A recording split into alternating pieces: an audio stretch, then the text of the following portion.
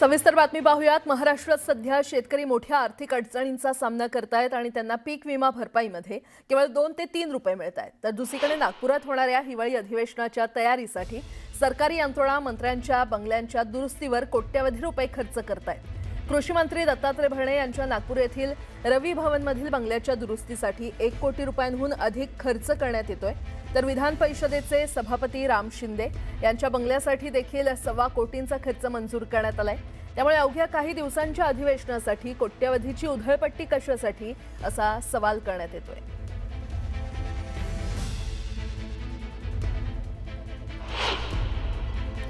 तर कोणत्या मंत्र्यांच्या शासकीय बंगल्यावर किती खर्च प्रस्तावित आहे आपण ग्राफिक्सच्या माध्यमातून पाहूयात।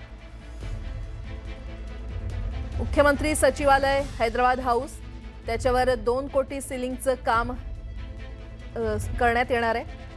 त्यानंतर देवगिरी 90 लाख नव्या रूमचं बांधकाम इथे करण्यात येणार आहे, खर्च होणार आहे 90 लाख। त्यानंतर कॉटेज नंबर 29 खर्च असणार आहे 1.9 कोटी, नव्यानं स्ट्रक्चर उभारणी तिथे करण्यात येणार आहे। राहुल नार्वेकर यांच्या कॉटेज नंबर 1 वर 1.6 कोटींचा खर्च करण्यात येणार आहे। त्यामध्ये सीलिंग, टाइल्स, फर्निचर आणि रंगकाम करण्यात येणार आहे। तसंच रवी भवन, नागभवन, हैदराबाद हाऊस कॉटेजेस याचा खर्च हा 93 लाखांचा असेल। दुरुस्तीची कामं तिथे केली जातील। तसंच इलेक्ट्रिक काम 1 कोटी रुपयांचं प्रस्तावित आहे। त्यामध्ये चादर, बेड, इतर वस्तू खरेदी हे 20 कोटी प्रस्तावित आहे।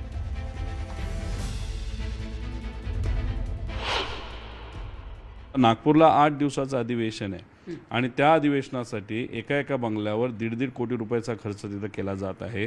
तर 8 दिवसासाठी 1.5 कोटी रुपये खर्च करायची जरूरत आहे का? थोडी डागडुजी करा। आता सभापती राम शिंदे सर जे आहेत त्यांच्या बंगल्यावर 1 कोटी 25 लाखाचा खर्च आता सुरू आहे। कशाला? ठीक आहे, थोडंसं पाऊस बिऊस आला तर कुठे ते गळेल जास्तीत जास्त, पण इथं जे आमचे शेतकऱ्याची घरं वाहून गेले त्याला पैसे तुम्ही प्राधान्य द्या।